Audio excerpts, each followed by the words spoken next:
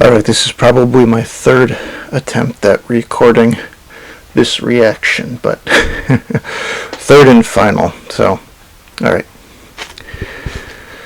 Well, hello everyone. Today I am reacting to The Pope Goes Marxist by Micheal Burns. The reason why I'm doing this is because a lot of thinkers and a lot of people, especially in the United States, where I'm from, tend to read whatever the Catholic Church does inside their own political polemics, rather than reading the Church teaching as what the Church teaches, and rather they try to box it into their own right or left lens. But that's not the lens in which the Catholic Church works. So we'll take a look at we'll react both to his video on Pope Leo's new encyclical, and we'll take a look at Pope Leo's encyclical and take a look at what Catholic social teaching is on its own, rather than inside a particular polemical lens. So we'll get started with that now. I don't know if you've seen this yet, but you now no longer have to use AI at your job as long as you're Catholic. Now, Pope Leo, aka... Fun little aside there. The person who got the religious exemption was actually a Unitarian, but the precedent is still good. If you don't want to use AI at work because it fundamentally goes against your religious conviction, then you should not have to do so. I paused that at a bad time. Wow, not mean to do that. All right. The Pope wrote an encyclical, which is like a special Substack post for Catholics, on how Silicon Valley and AI technologies in particular are encroaching our humanity and turning the world into an individualist, dehumanized... An encyclical is not just a Substack for Catholics. It is an actual teaching document. That means it carries the Pope's authority behind it, which means if you're a Catholic, you must submit to this teaching, whereas a Substack you can just ignore.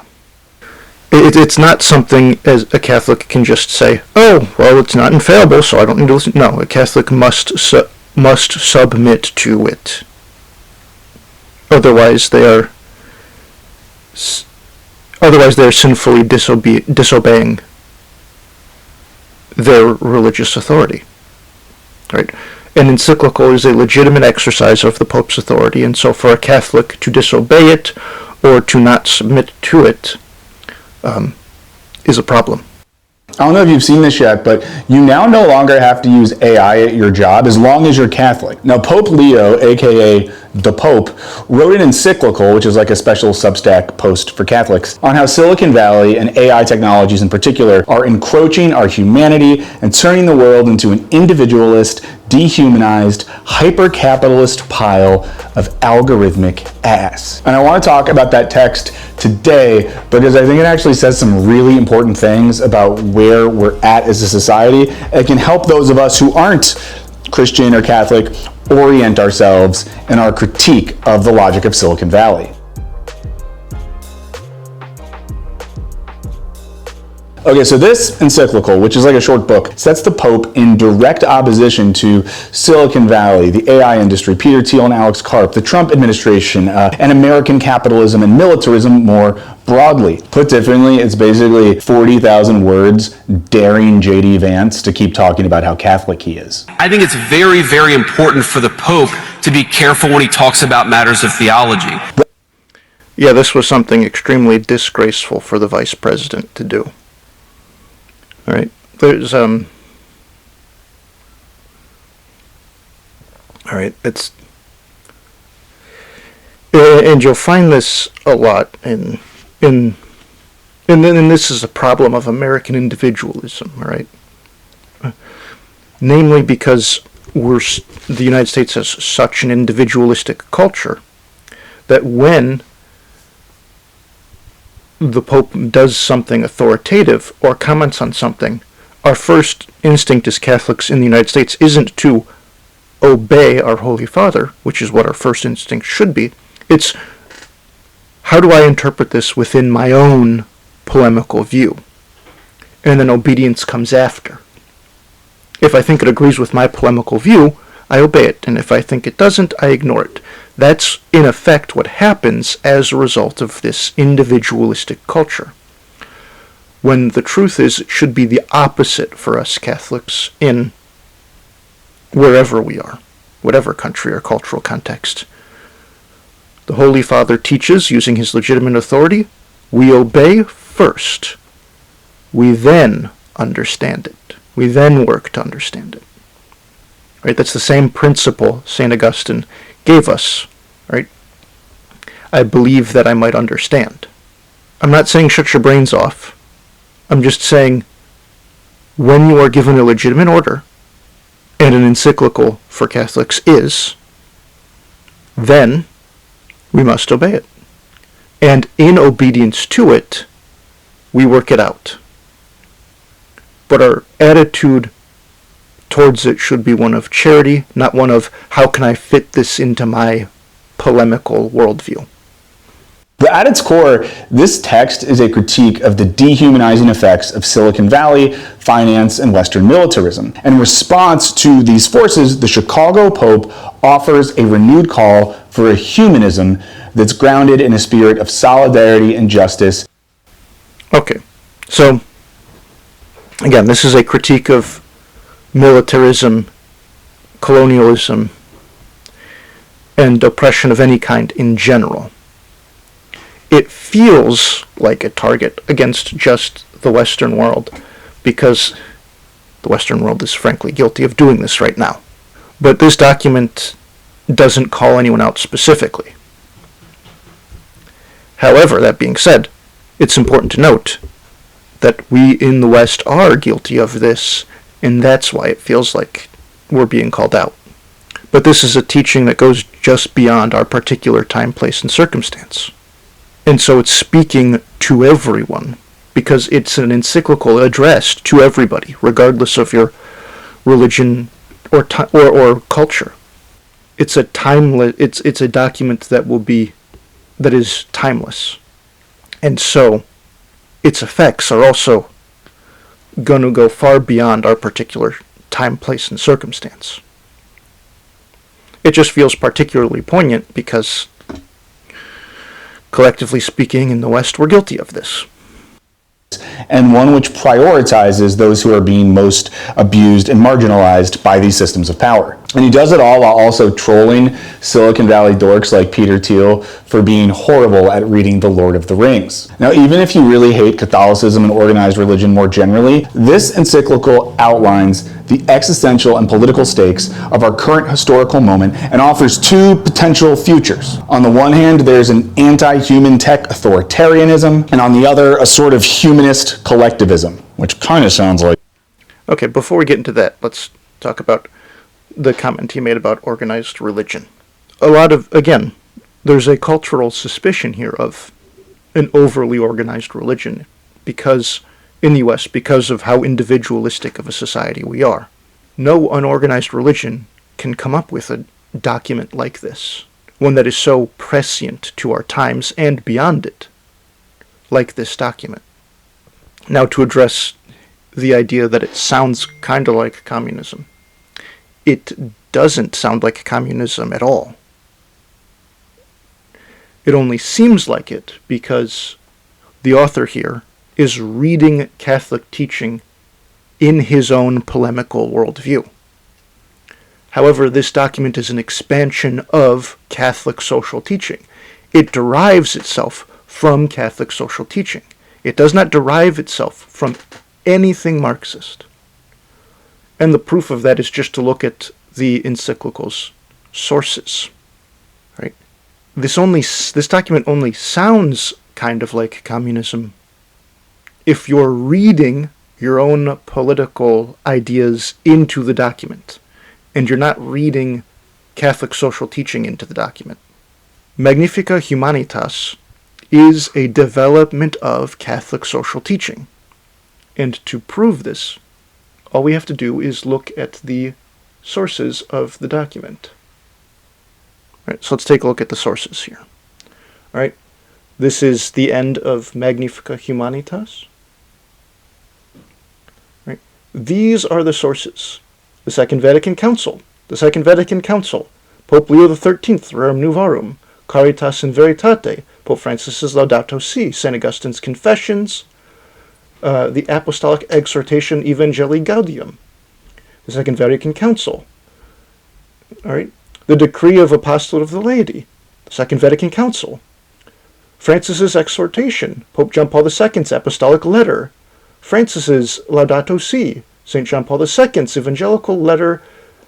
All right, Evangelical Gaudium. Fratelli Tui Lumen Gentium. All right, St. Paul VI. Pope Francis again. Pius XII. John Paul II. Pius XII. All right, addressed to the College of Cardinals of the Roman Prelature. St. John the 23rd. Second Vatican Council. Paul VI. Paul VI. JP2. JP2 again. Right? JP2 again. Right? Benedict XVI. Right? Pope Francis. Pope Francis. Vatican II. St. John Paul II. St. John Paul II. Okay? St. John Paul II is most certainly not a Marxist, yet this document is a natural development of the Catholic social teaching promulgated by Pope John Paul II, by all these previous popes I've mentioned, and no one would say they're Marxist. You're confusing, well, it seems to me, rather, that Micheal Burns here, getting his name right? Micheal Burns is conflating a similarity, a cross point that Catholicism and Marxism may agree on with the whole shebang, with the whole thing. But that's simply not the case. All right, this document has, St. Thomas Aquinas, St. Augustine again. Right, John Paul II, the Dicastery for the Doctrine of the Faith. Benedict XVI. Let's see how many. All right. There are 224 citations in this document, and none of them have anything to do with Marx. Right? This is not Marxian thought. This is not American leftist thought. This is Catholic social teaching. It is a system, right? Catholic teaching as a system predates this left-right divide that is a result of the French Revolution. This is a development of Catholic social teaching. It has no reference to Marxism, to American leftism, or American conservatism, or even European leftism or European conservatism. It is operating completely within the system of Catholic social teaching, and if you do not read it as a product of Catholic social teaching, then you end up reading your own ideas into the document, rather than reading the document on its own terms. So while the criticism of Silicon Valley, of rampant militarism in our world today, are correct, Micheal is, I believe, still missing a very core part of what this document has to say about the world. Like communism. And let me know which one of those futures sounds good to you in the comments. Let's start with the Pope's critique of the logic of Silicon Valley. Now, to outline these two potential futures, the Pope opens the text with two Old Testament stories to help paint a picture of where we might be going. Now, one of them is the story of the building of the Tower of Babel. The other is the story of the rebuilding of Jerusalem. And I'm more of a New Testament head, so if I get any of this wrong, just let me know. But let me know in a chill way. Like, let me know in the spirit of our shared faith. Leo writes that the Tower of Babel was built by those who feared being scattered across the earth and sought to guarantee stability and power for themselves, and above all, to make a name for themselves. This tower represents the desire for a single technology and direction for humanity that's centralized around one powerful place. But according to Leo, it was a project conceived without reference to God, supported by a uniformity that eliminated diversity and that chose homogenization over communion. So for Leo, the building of the Tower of Babel shows us the limits of any project that arises from self-affirmation, sacrifices human dignity for efficiency, and aspires to reach heaven without God's blessing. Sound familiar? I mean, in case it wasn't clear, the architects of Silicon Valley and their political allies are like the builders of the Tower of Babel. You know, they're aiming to make themselves all-powerful via a technology that flattens human diversity and centralizes all power in the hands of one tiny group of weird dudes. Yeah, that is a fair summary of the Tower of Babel, yeah. See a future where intelligence is a utility, like electricity or water, and that is evil. I cannot begin to stress how purely evil I think that is. It is contrary to every moral instinct to commodify intelligence. The ability to know things being limited to the few that can afford it is a moral problem. Imagine having to pay a subscription service to know basic information about the world around you. And if you know anything about subscription services, you know they make themselves on purpose hard to get out of, hard to stop paying, and they perniciously reduce features available to you at first and then put it behind a higher and higher paywall over time. This is, I don't know what other word to use other than evil. and people buy it from us. Now, Chicago Pope then contrasts this to Nehemiah's project of rebuilding the city of Jerusalem, which involved the convening of the families affected by the destruction of that city, and then assigned each of them a section of the wall to rebuild, listened to their concerns, coordinated their efforts, and addressed any opposition. Basically, humans listened to each other and worked together on something that collectively benefited a community. So, you know, communism-ish. Communism-ish. I'm not going to say it's Working together as a community is not solely a communistic thing. Right? That's not a unique feature of communism.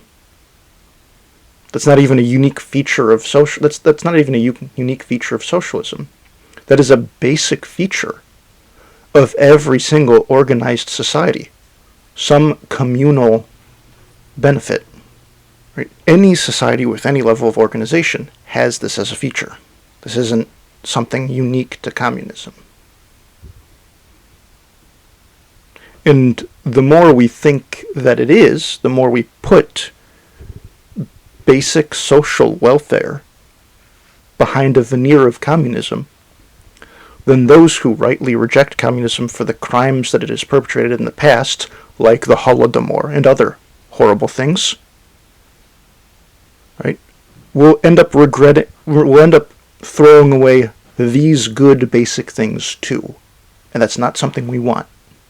So we should be much more precise with our terms, which is another theme in this encyclical, disarming our language. communism, but I'll say it's communism-ish. Now, Leo reads this story as emphasizing that cities aren't reborn via the work of one powerful person or group of people, but instead by a community who are working together in a sense of shared responsibility. You know, the humanity of all is prioritized over the grand aspirations of the powerful. You know, the common good takes priority over individual power and wealth. So again, kind of a little bit like communism. Okay. He's reading communism into Catholic social teaching. The common good is a fundamental pillar of Catholic social teaching, and Catholic teaching predates communism. It predates the French Revolution. It predates all of these things. Right? So he is reading communism onto Pope Leo. Just like how someone might take Rerum Novarum and read capitalism onto it. Right? Which is not what's happening in either document. Both documents, Rerum Novarum and Magnifica Humanitas, are natural and coherent developments in Catholic social teaching. It's its own thing. Communism is not a referent to it. Assuming that this is a communistic thing prevents people from adopting and enabling these basic goods into their societies. So, conflating this document with communism is just, one, it's not truthful to the document. It's not reading the document honestly. Now, I'm not saying that Michael here is being dishonest. I'm saying that he's not reading the document on its own terms. I'm saying that, I'm assuming unintentionally, all right, probably purely unintentionally, right, that he's reading his own worldview onto this document, when this document is operating within a completely different structure and system, one that predates communism as a concept. I'm not saying that it's communism. I'm saying it's kind of a little bit like communism. Okay, here he's pointing out a similarity. Right? Just because two things have a similarity does not mean they are the same thing. And to his credit, he is trying to point that out. At least I think he's trying to point that out. So, when honestly doing work on a document with any philosophical or geopolitical weight behind it, it's important to read them on their own terms. Now, the Pope frames the goal of this text as a call to avoid the Babel syndrome, which he describes as the idolatry of profit that sacrifices the weak, a uniformity that neutralizes differences, and the pretense that a single language, even a digital one, can translate everything, including the mystery of the person, into data and performance. And our contemporary Babel syndrome is a dehumanizing project of financial and technological optimization with profit as the only metric of success. He's making a very strong point here, all right? And the document makes the same point. GDP is only a good measure of economic success when it correlates to happiness in the society. That people feel part of the society, they feel they're taken care of, that they're a member of this community. When a GDP doesn't reflect that anymore, then it fails how to measure the goodness of an economy. And the best way to tell if a GDP no longer matches the health of a community or the well-being of a community is the level of wealth inequality found in that system. So the more wealth inequality, the less GDP is a good measure of the economy. Likewise, the less wealth inequality, the better a measure GDP is of an economy. It's an inverse relationship, not a direct correlation. and value, and which has no vision of any sort of common and shared human good. Now, the Encyclical is a long text. I will link to it below, but I want to talk specifically about some of his critiques of Silicon Valley that would not be out of place in a more leftist or materialist analysis. One of the most important ideas he gets into in this encyclical. There are some common things between Catholicism and materialism and they have one thing in common, and that is the material itself is a good thing. Right? We as Catholics believe the material world is good. Right? That we're not Gnostics. We don't believe that the material is evil simply because we often fall into its influences unduly. It's created by God and therefore a good thing. Right? The problem is when we inappropriately use the material at our disposal. Right? And materialists believe, I'm not sure if he's a materialist or not. I don't know. I don't mean to suggest that. But materialism says that the material world is all that there is. And so they see it as a good, or assume it's a good. So seeing the material as a good is something the two have in common. But that's where the commonality ends. So conflating the two here is again is something we want to avoid. Encyclical is reminding us about the materiality of AI and of the digital more generally, right? Because we might think of it as just a computer thing, as a thing in the cloud, but that's BS, right? Because there's a material correlate, a human correlate to all this stuff. Leo writes that when we use AI systems to get information, every seemingly immediate and flawless response is the result of a long chain of mediation involving vast networks of natural resources, energy infrastructure, and above all, people, including... Yeah, that's an important point to make here. And it's not just true for AI or cloud services, but for everything in our daily life. Right? From your phone, your tablet, your personal computer, even the microphone I'm using right now. Right? They're all a result of this long chain. And especially in computers who rely on rare earth metals,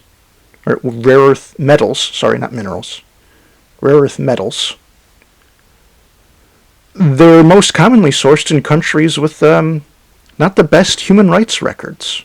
Some using either slave labor or child labor to mine the materials that create our computers. We're not morally divorced from that just because we don't have direct exposure to it. Our reliance on such oppressive sources make us participants in that evil. So, for example, during the height of slavery in the United States, most slaves were used on cotton plantations to make, clothing material. Right? Because clothing material is quite expensive back then. Right? Whole industries ran on it. It was one of the most financially important industries of the era. And it was built on the backs of slaves. But it kept up the economy of the world at that time.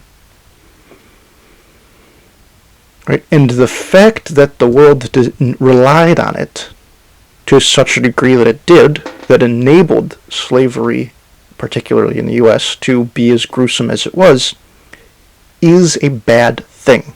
It's an evil thing. And our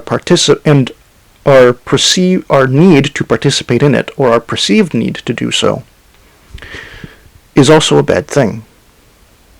How morally responsible someone is at the end of the day for just buying a laptop, however, that's a debate for another time.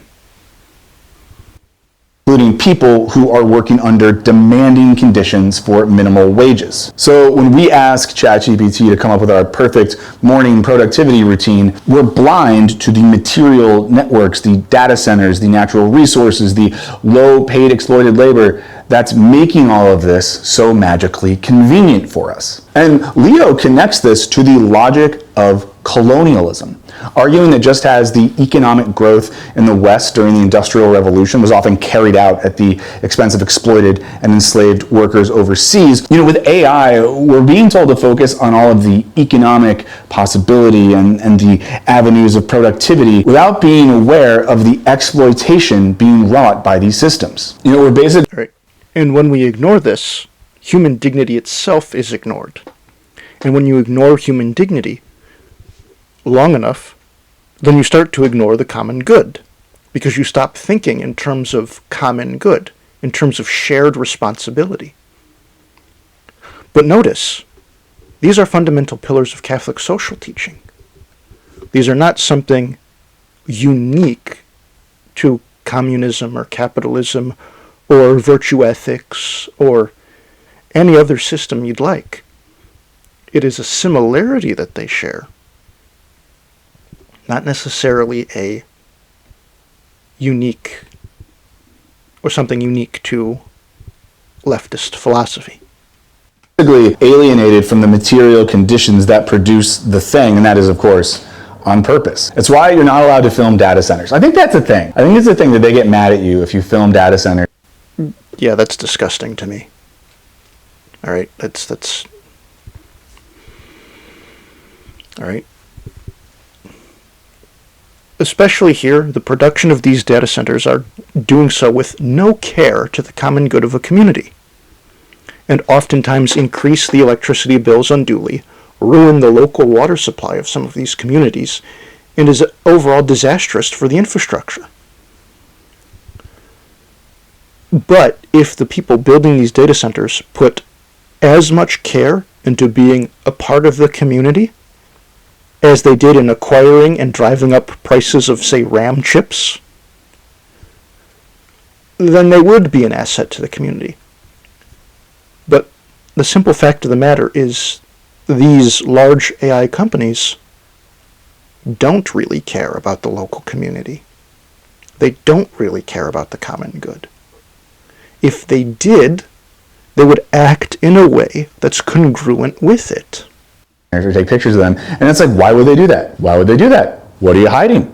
What are you hiding, guys? I don't know. And he then connects this to the broader point that these technologies are not morally neutral. They are built upon the morality, or the lack thereof, of the powerful corporations and people building these technologies. Leo writes that technology is never neutral because it takes on the characteristics of those who devise, finance, regulate, and use it. And guys, be 100% real with me here. Do you want a future that's created with the moral logic of heroes like Sam Altman, Peter Thiel, Alex Karp, Elon Musk, and other guys whose only sources of cultural knowledge are podcasts created by Silicon Valley sycophants? Leo also notes that when these Yeah, I certainly do not want that. I guess the phrase touch grass is going to become ever more important and prescient. And taking hold of classical forms of knowledge, like classical literature, for example, is going to become more and more important. Listening to timeless sources of truth, goodness, and beauty are going to become more and more important. I'm not just talking about religion here, although I am. Right, I'm talking about that too.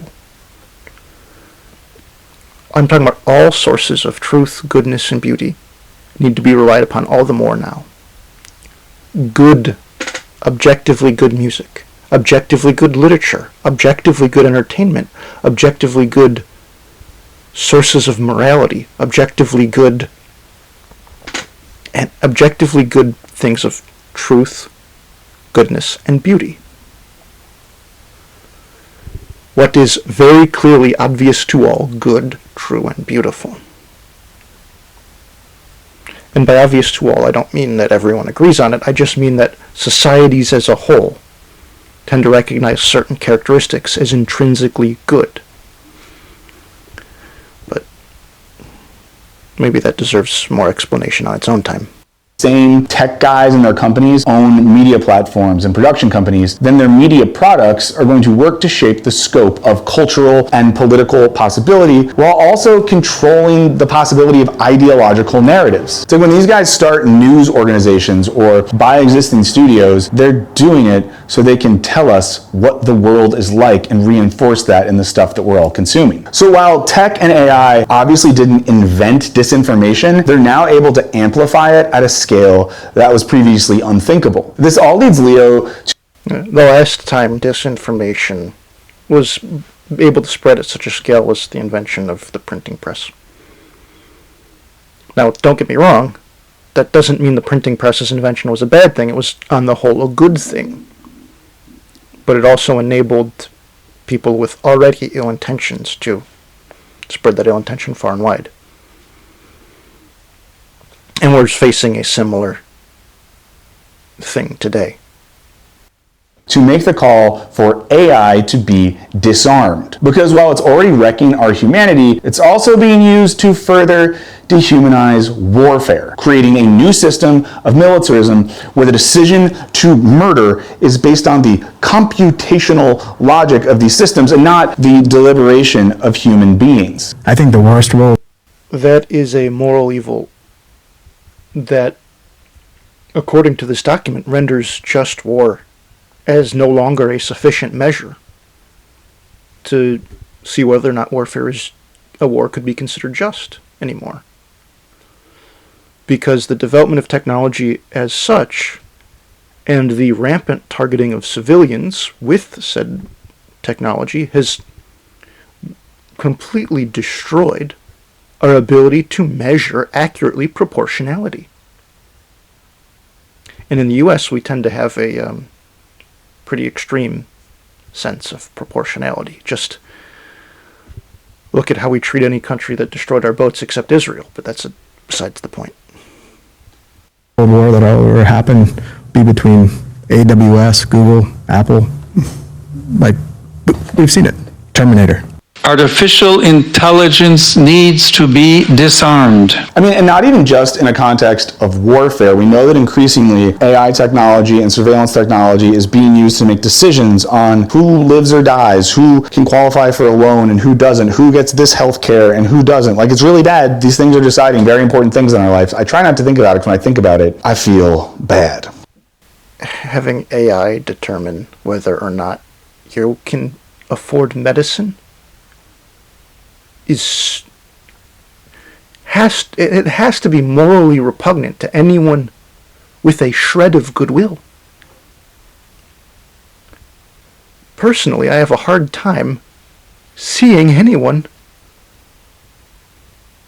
who thinks otherwise as having goodwill. That's really a right. If you think that AI should determine who can afford medicine, that is just on the face of it so blatantly immoral. There is no other word to describe it other than evil. And I don't know any other word to describe it. And according to Leo, this creates a sort of anti-humanism that goes all the way down. It's an anti-humanism that effectively reduces our capacity to think, to struggle, to develop, to learn, to grow as humans. And it turns truth from something that we should be continuously seeking into something that can be known only via privately owned tech companies who charge us for access to that truth, you know, because you got... And then they make and if you lock truth behind a paywall, or especially a subscription service type system, then you, on the whole, make the populace dumber. Right? Because you push and force the more and more vulnerable out. Just like how a subscription service that gets progressively worse over time, because all subscription services tend to do this, tends to push out more and more people rather than bring them in. All in the name of profit. You gotta have enough tokens to have Claude tell you to have Claude tell you the truth. I think that's a thing. I try to not know too much about this stuff, but I know that tokens are involved in something. What are tokens in AI? But the spiciest, and dare I say, bitchiest part of this encyclical is when Leo quotes the favorite author of all these tech authoritarian guys, J.R.R. Tolkien. He quotes a speech given by... Now, again, just like how Tolkien is equally misunderstood on the right and the left of the American political spectrum, because Tolkien is a Catholic who believes in Catholic social teaching and its implications. Right? And so, whether you're on the right or the left and you don't consider Catholic social teaching on its own terms, you inevitably start to read yourself onto Tolkien. By Gandalf, ever heard of him? Where Gandalf says, "It is not our part to master all the tides of the world, but to do what is in us for the succor of those years wherein we are set, uprooting the evil in the fields that we know, so that those who live after may have clean earth to till." Now, I haven't read those books, but as I understand this line, and as Leo is here using it, it seems like his point is to say that the Babel-esque aspirations of the tech elite are aiming for an overarching domination and dehumanization that must be fought against and resisted by the small actions of hopeful individuals and communities in search of truth, love, and justice. You know, like the Hobbits, I think. I'm not a Tolkien guy, don't get mad at me, but I just know what the Hobbits represent, those guys. But it's also kind of like the Pope is saying, fuck you, Peter Thiel, and the gang of guys that don't even know how to... Okay, this is my point about disarming language. Right, language itself. Right? And this is not just something that Pope Leo talks about in this encyclical. Right? It's something that goes back to the Desert Fathers. All right, let's take a look at what the document has to say about... All right. Yeah, let's take a look at what Pope Leo has to say about disarming our language. All right. The first contribution we can make towards a more humane civilization is to be mindful of our words.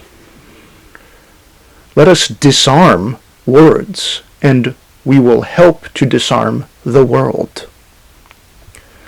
We have an enormous power, something we experience in our daily interactions. For example, the spoken word can change our mood for better or for worse. Peace begins with each one of us, in a way we look at others, listen to others, and speak about others. In this sense, the way we communicate is of fundamental importance. We must say no to the war of words and images, and we must reject the paradigm of war. We must all, therefore, examine our conscience regarding our words, regarding the words we use, the prejudices we have, and the explicit or implicit aggression that lies within them. And so my take from this is that we must categorically reject aggressive language, which I would argue includes profanity, but... Read books, you know, and because your guy, Tolkien, is on my team, so don't use his name to start companies that track children so when they turn 18 you can drone murder them if they've shown radical tendencies. Shut up and stop it. I'm the Pope. And that's what I said, Peter Thiel. Get out of Rome also, Peter Thiel, you bitch. That's how I imagine the Pope talks. Now, all this critical stuff is really fun. Yeah, no Pope talks like that. And even a bit validating. What I most enjoyed in this text was the call for a type of humanism that combats the privatized and monetized spirit of AI with a renewed sense of justice, community, and solidarity. All of those things are core tenets of Catholic social teaching, with no reference to leftist philosophy whatsoever, because it predates those things. As I like. This is also the part of the text where you're like, oh, isn't this kind of like leftist analysis? Kind of doing some leftisty things here. Now something... Right. Again, this is a similarity, not it's not the same thing. It's operating in its own framework. And when you don't acknowledge that framework that it's operating within, you miss, I believe, you miss the core of what the document is trying to do. Right? All of these things that he talks about, all of his analysis of the document, are very good, except that it misses the fact that it is working within the framework of Catholic social teaching. Right? So, developing a society with more solidarity, with a better emphasis on human dignity and the common good, are all very important things.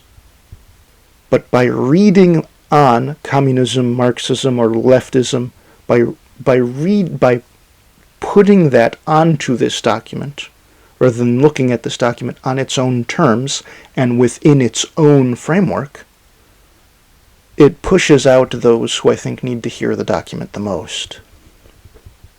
Leo talks about is how the frictionless future being created by big tech is antithetical to the sort of struggle and friction that's necessary for our own human being, our own human development and activity. Leo emphasizes that our finitude is what makes us interesting, and our aspirations to be infinite are really just aspirations to transcend our very humanity, to like become gods. And in doing this, Leo points out the absolute dignity of workers, while also pointing out the absolute tension between capital and labor. And to be clear here, he says, again, another clear part of Catholic social teaching that doesn't have, as we've shown earlier, any reference to leftist political thought.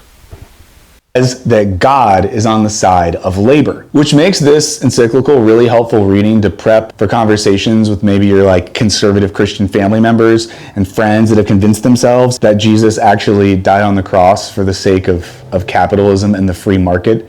Yeah, that seems like more of a feature of evangelicalism than Christianity.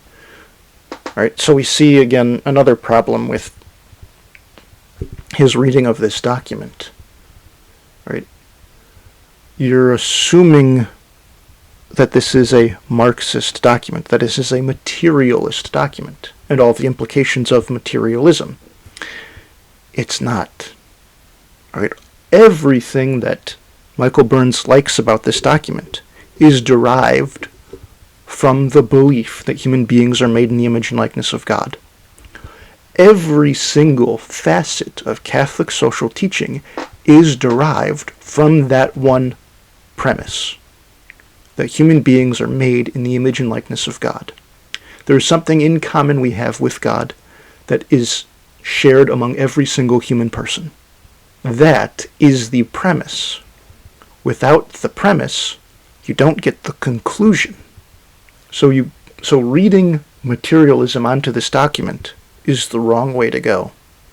That when Jesus was on the cross, he was like, I'm doing it all for Wall Street. Secret of capitalism is Mark 10:45. Jesus said the Son of Man came not to be served, but to serve and to give his life a ransom. The only way you can succeed in capitalism is by serving people. I'm doing it all for those. I am the true wolf of Wall Street. I shouldn't have done the cross thing. That's probably offensive. My bad. And this all sets up Leo's argument that the underlying logic of the AI revolution, that profit and productivity are what matter more than anything else, is fundamentally in opposition to a logic of humanity in which human beings, and even non-Christians, have an absolute ontological dignity. This makes labor infinitely more valuable than profit. It makes humanity more valuable than technologies. And I'll end on that point. We'll make this into a two-parter. So all right. That's an important point to leave on. Humanity is more valuable than profit. Human dignity is more valuable than GDP. That's an important thing to remember. So I think I'll make this into a two-parter. But so see you next time. Thank you.